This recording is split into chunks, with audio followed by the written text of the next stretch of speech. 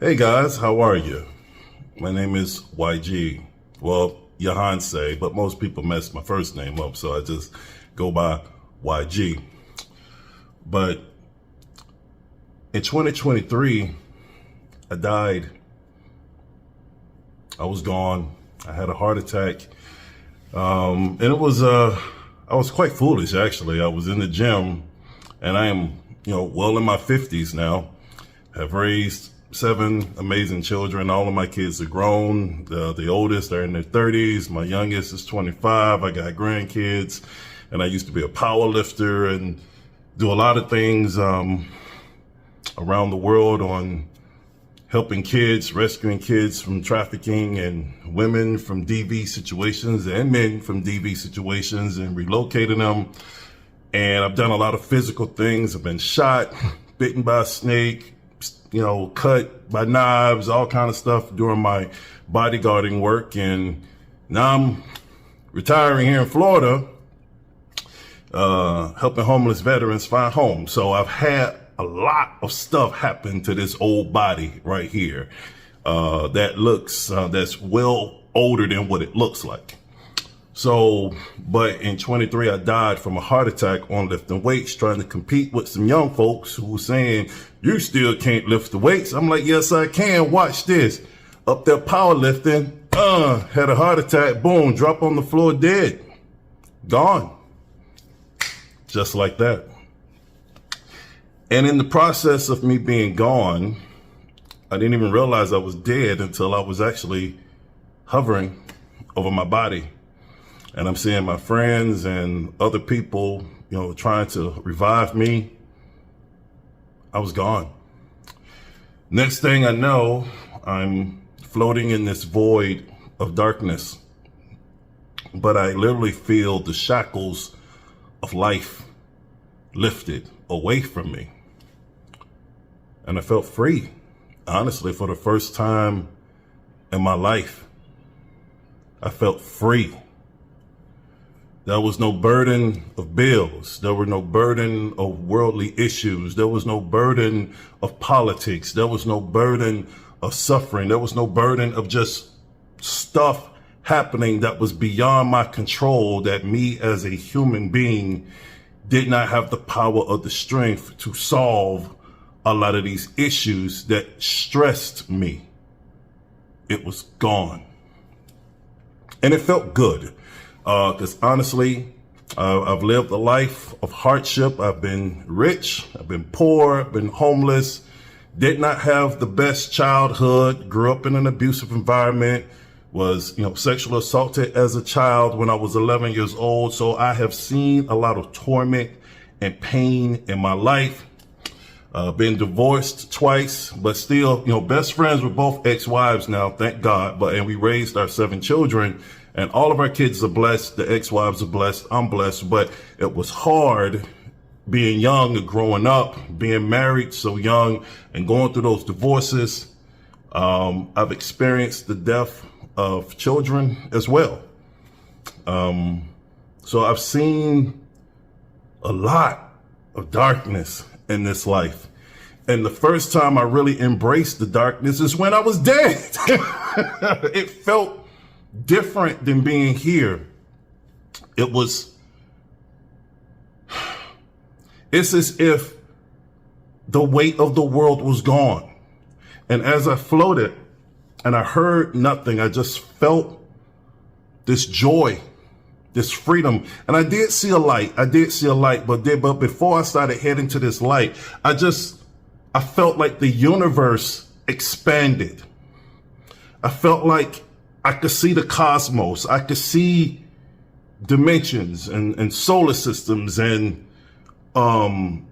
just fantastic types of lands of fantasy. The stuff that you see in the fantasy TV, like in a dream state, like cloudy, but like a dream state, like when you're dreaming at night, when you're going through the dream, going through your adventures or going through whatever issues you're going through in the dream. But I also felt powerful that whatever I saw, I could conquer. Whatever limitations I had as a human, there were no limitations. I could fly. I could give myself abilities. I could give myself powers to deal with whatever, even if it was a nightmare, whatever issue was coming on things I saw, I had the power to conquer that thing. Just like you do in your dreams. You know, if you have any kind of lucid dreaming, it's like you're conscious that you're dreaming. You're conscious that whatever you're dealing with, this is a dream, and I will eventually wake up. Whatever issues I'm dealing with is not permanent. It won't hurt me.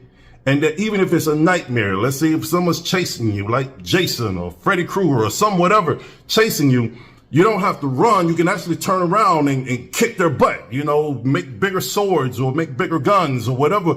You can defeat that thing. That's how it felt. There were no limitations. At any place I wanted to travel, it was instant. I can get there. And it's like time was not linear. Time was just like everything happening at the same time. I could go here, I can go there at the same time, see different things and experience different things at the same time. And this is before heading to this light. So as I was moving towards that, I took my time because I was really enjoying what I was experiencing. I've never felt this free before, ever.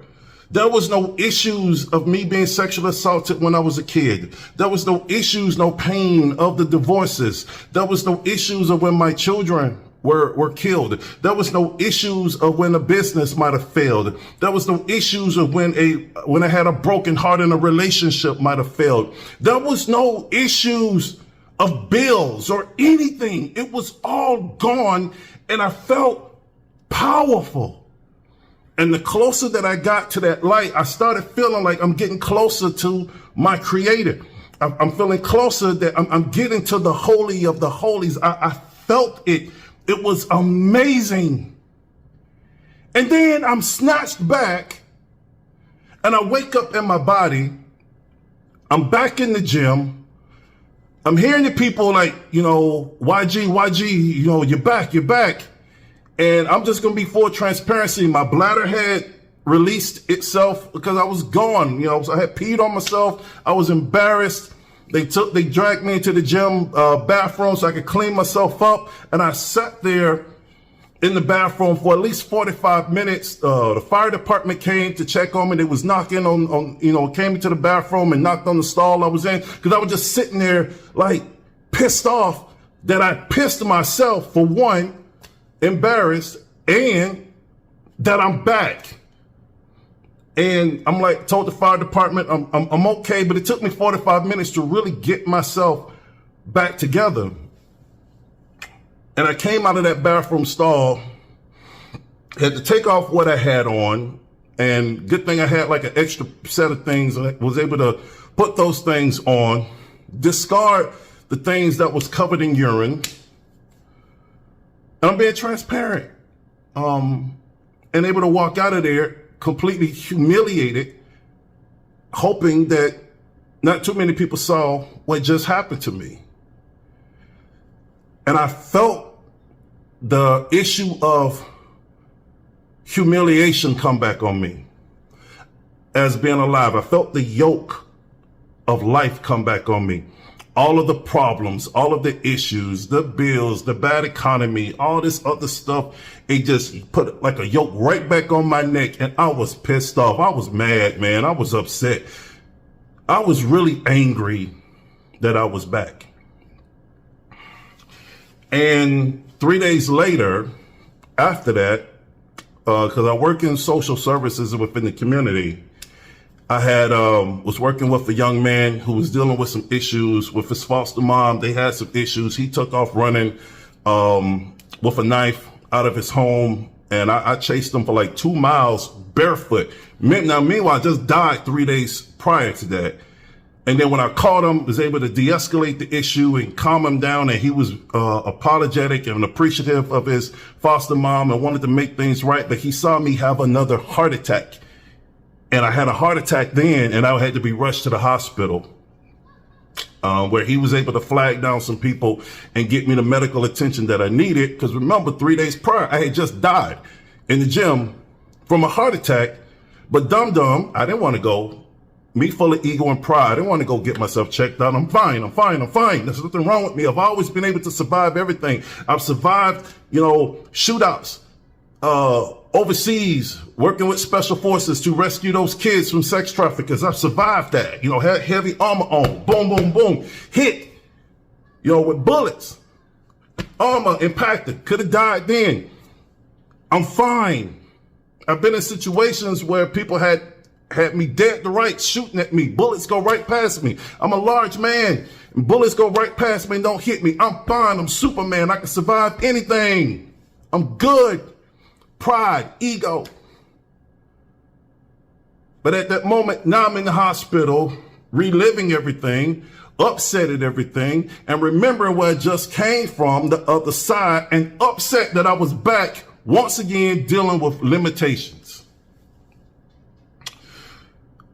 When people talk about near-death experiences, man, and they talk about the joy of the other side, they're not lying. I don't subscribe to a lot of different religions. I'm a traditional, faith type dude. I believe in God, Jesus Christ, and all of that. Okay. But I also understand that things are deeper than what we've been taught. And I did not get a chance to see Christ. I didn't get a chance to see, but I did feel the presence of something glorious and beautiful the closer I got to that light of trying to get to the Creator. But it seems like I felt that I was denied because it wasn't my time and I was sent back here to continue to do work, which, like I said, pissed me off. But hindsight being 2020, life is precious and we have a limited time on this earth. It doesn't matter what you believe in, regardless of what you believe.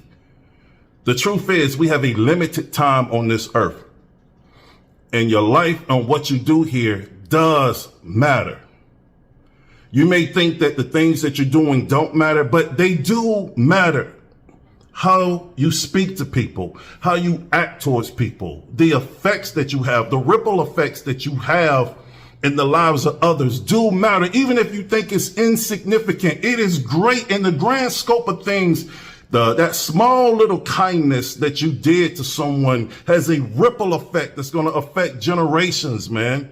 And you may not live to see the outcome of what you did for that one act of kindness with someone, but that could be the thing to keep them from committing suicide. That could be the thing to keep them from doing something notorious or nefarious to someone else. It gives them that little piece of knowledge to think about, like, baby, hold on, give me something to chew on to say, wait a minute, let me not do that thing. Let me reach deeper back into my faith. Reach deeper back into the scriptures and what the word says about this and what God says about this, or whatever their belief system. There is a universal law of action is reaction. What goes around comes around. F around and find out, okay? It's real. So only thing I'm saying, I'm still a man of deep faith. And coming back and talking about the preciousness of life. You only get so many decades. You only get so many summers and winters on being here.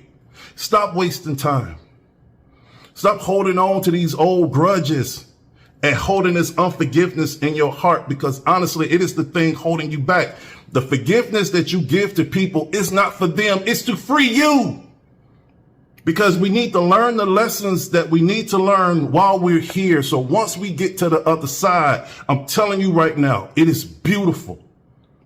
And if everybody knew this knowledge, then no one would fear death. They wouldn't fear it. It's just death comes, in a lot of ways it hurts. 6 million ways to die. Choose one. A lot of them hurt. Snake bites, gunshots, knife wounds, car accidents. A lot of it is instant. Most people want to die in their sleep at old age. Death hurts.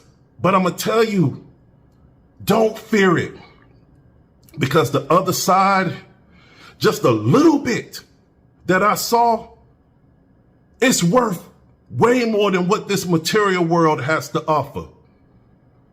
This material world is so limited. And everybody's so selfish. That's why there's so much evil in the world, because they're all clinging to so-called limited resources of the material world, because everybody want to floss on social media. Everybody want to be that dude or that chick. Everybody want to have this to impress everybody, and none of it means a damn thing. It means nothing. You can't take the money with you. You can't take the car with you. You can't take the house with you. It means nothing once you're dead. And in most cases, with 99% of people, once you're dead, within 10 years, nobody's going to talk about you or remember you anyway. And they're not going to care that you had the nicest car that's now outdated, that you had the nicest phone that is now outdated, that you had the nicest house that has a bunch of mildew and the roof is bad, and no one cares anymore about the material stuff that we coveted that means nothing. And the money that you had is not yours. It's being spent by somebody else, probably, who don't appreciate it. The hard work that you put in to make it. It means nothing.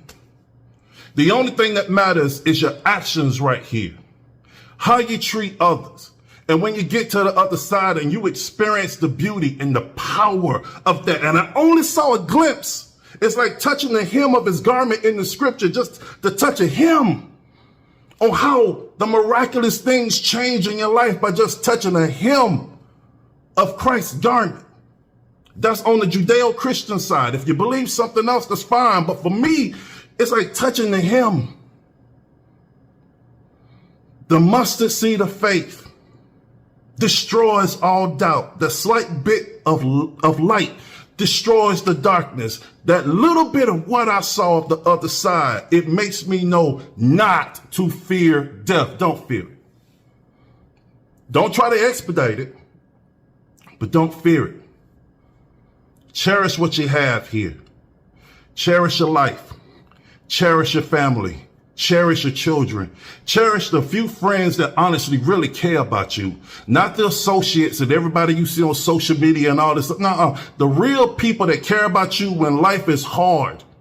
The ones you could depend on, who don't flee, who aren't fair weather. When you in that low place, they dive in there to pull you out. Those people, cherish that. Cherish your children, your grandchildren, your parents if you still got them, because both of my parents are dead. God, Lord rest their soul. My mama died this year. My father died many years ago in 2007. Lord rest their soul. But if you still got your parents and your grandparents, cherish that. If you still got your youth, cherish that. If you're middle age, cherish the fact that you lived through the foolishness of your youth. And if you're a senior citizen, cherish the fact that you lived through the foolishness of your youth and the conceitedness of your middle age, and now you're a senior citizen, live long enough to be wise to either have gray hair or no hair, but still here. That's a bar. But all I'm going to say is be blessed. Enjoy your life. And the other side is beautiful.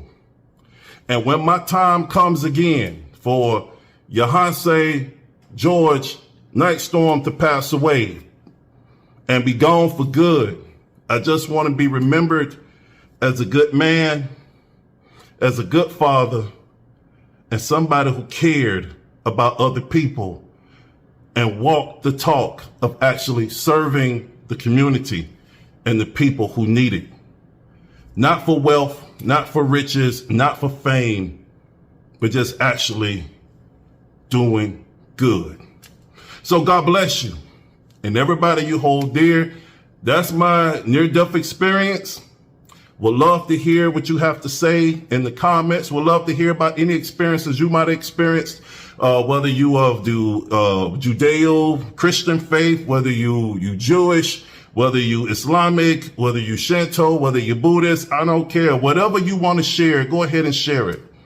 But I say, be blessed and be a blessing to others.